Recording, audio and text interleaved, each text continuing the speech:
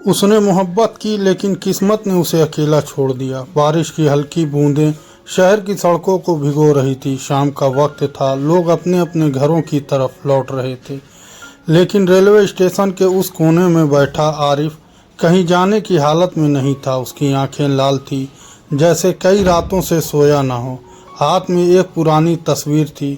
तस्वीर में मुस्कुराती हुई लड़की का नाम था सना, वही सना जिससे उसने बेइंतहा मोहब्बत थी।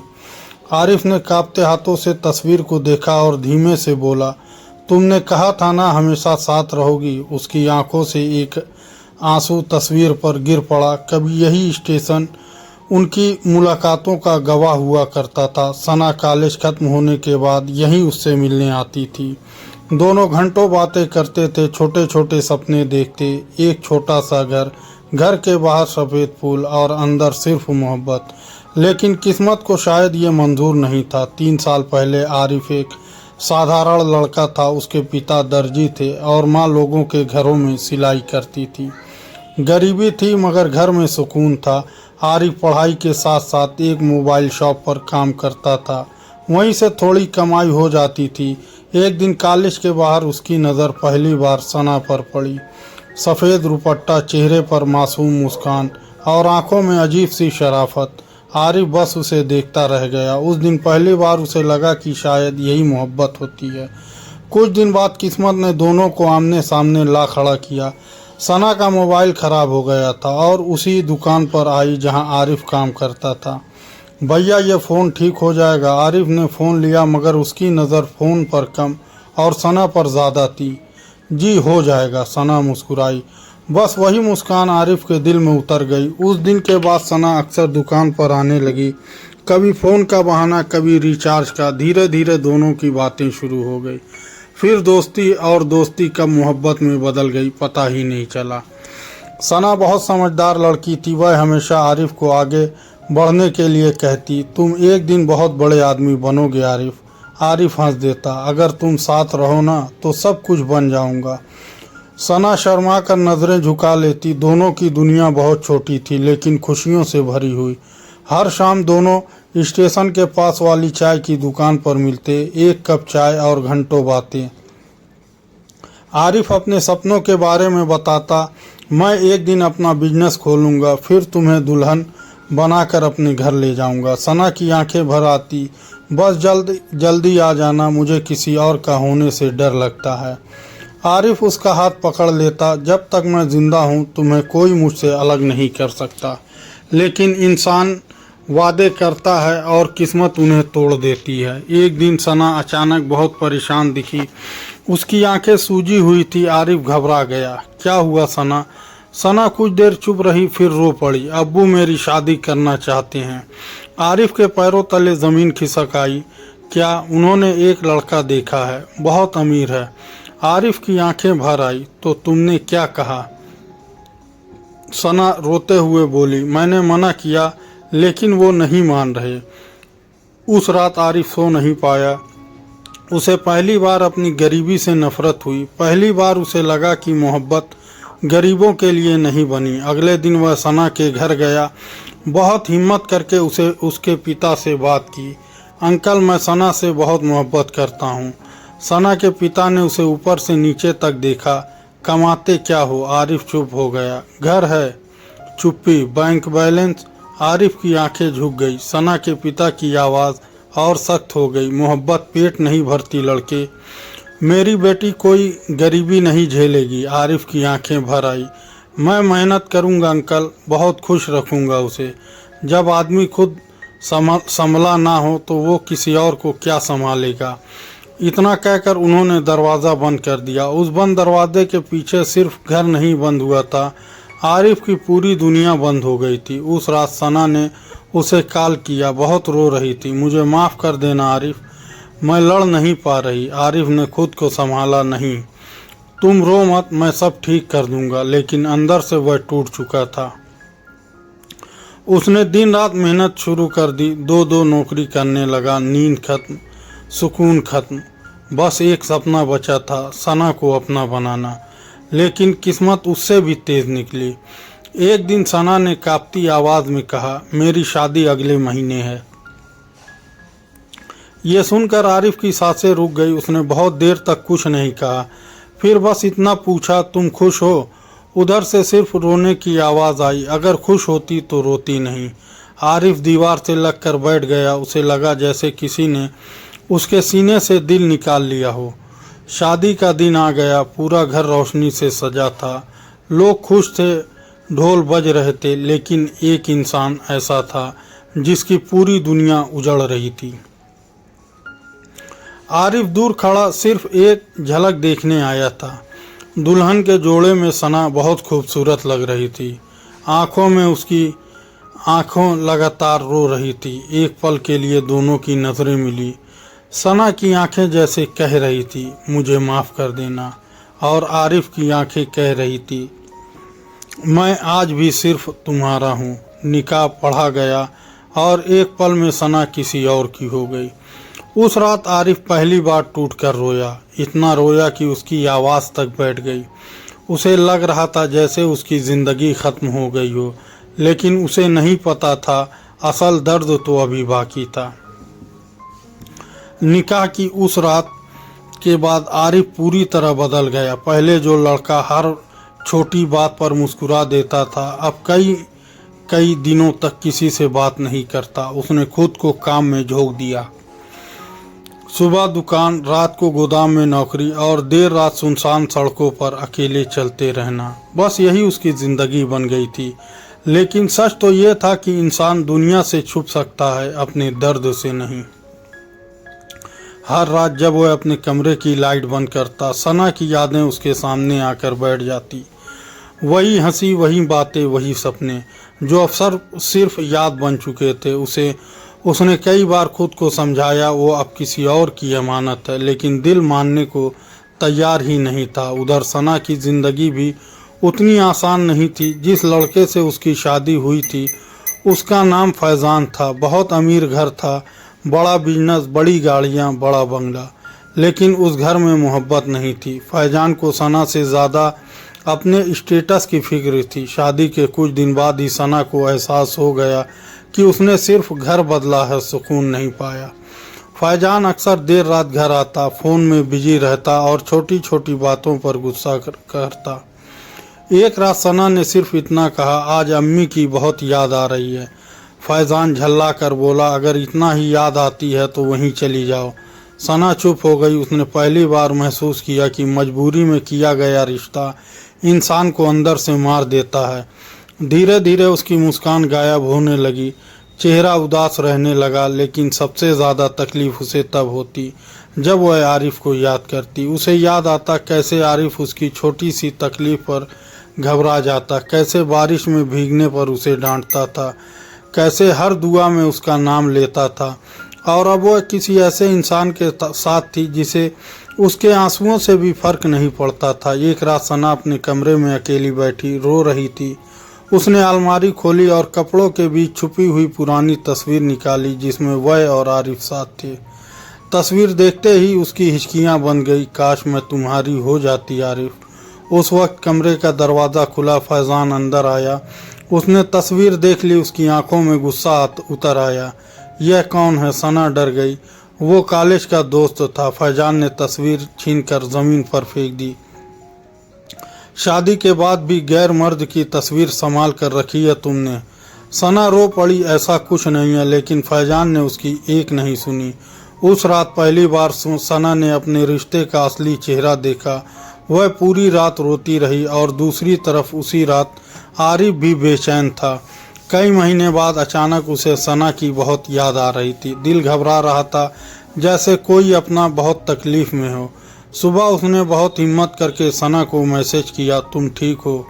मैसेज देखकर सना फूट फूट कर रो पड़ी, लेकिन जवाब नहीं दे सकी। उसने फ़ोन बंद कर दिया। वह जानती थी अगर उसने बात की तो खुद को संभाल नहीं पाएगी। दिन गुजरते गए। आरिफ बाहर से मजबूर दिखता, लेकिन अंदर से पूरी तरह बिखर चुका था। उसने अब लोगों से मिलना जुलना भी कम कर दिया था। एक दिन उसकी माँ ने पूछा, बेटा कब तक ऐसे जिएगा? आरिफ की आंखें भर आई। अम्मी, कुछ लोग जिंदगी से चले जाते हैं लेकिन दिल से नहीं जाते। माँ चुप हो गई। उन्हें पहली बार एहसास हुआ कि उनका बेटा सच में टूट चुका है। उधर सना की हालत भी खराब होती जा रही थी।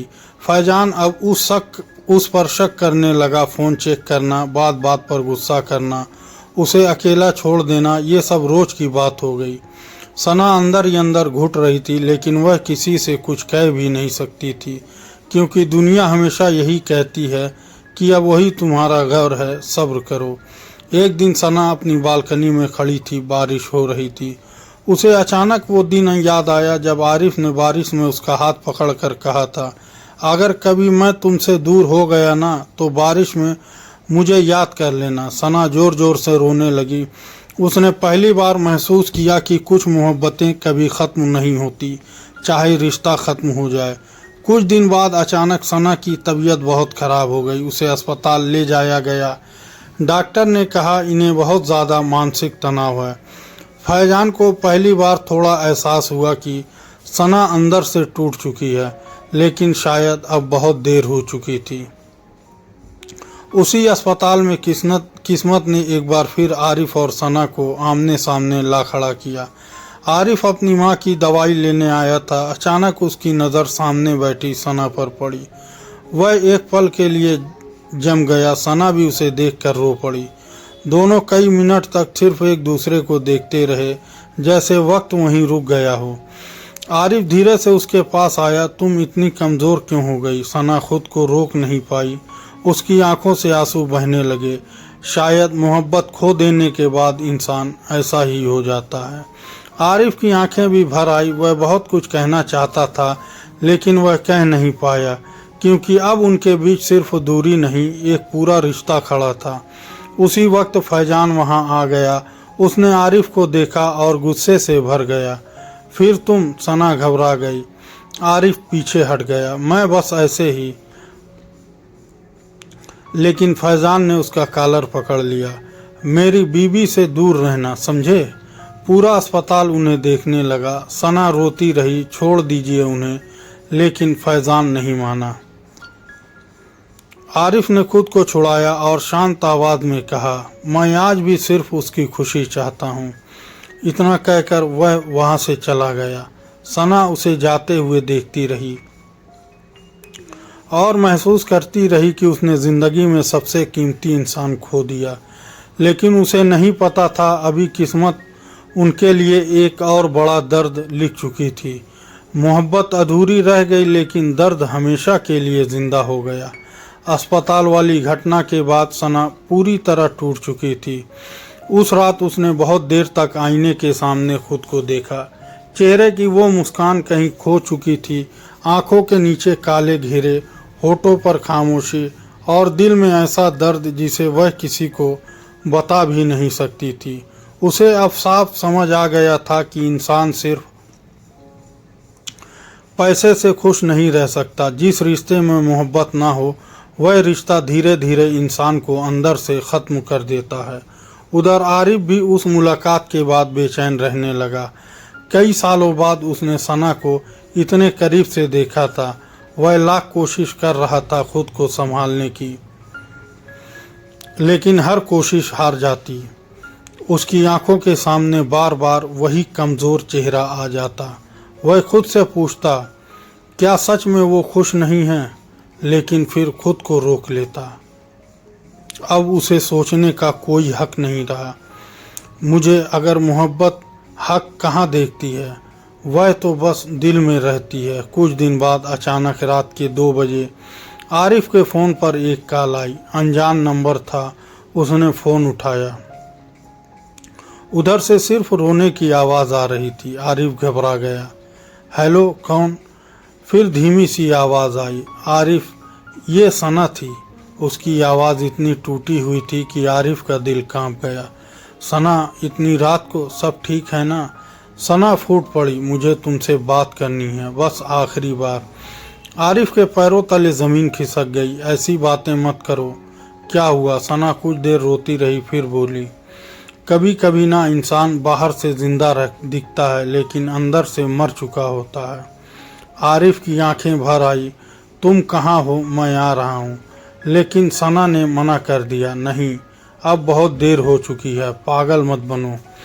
सना, साफ साफ बताओ क्या हुआ है। सना कांपती आवाज़ में बोली, मैं थक गई हूँ आरिफ, बहुत थक गई हूँ। उसकी आवाज़ में ऐसा दर्द था कि आरिफ रो पड़ा। बस एक बार मिल लो मुझसे, सब ठीक हो जाएगा। सना हल्का सा हंसी, लेकिन वो हंसी भी दर्द से भरी थी।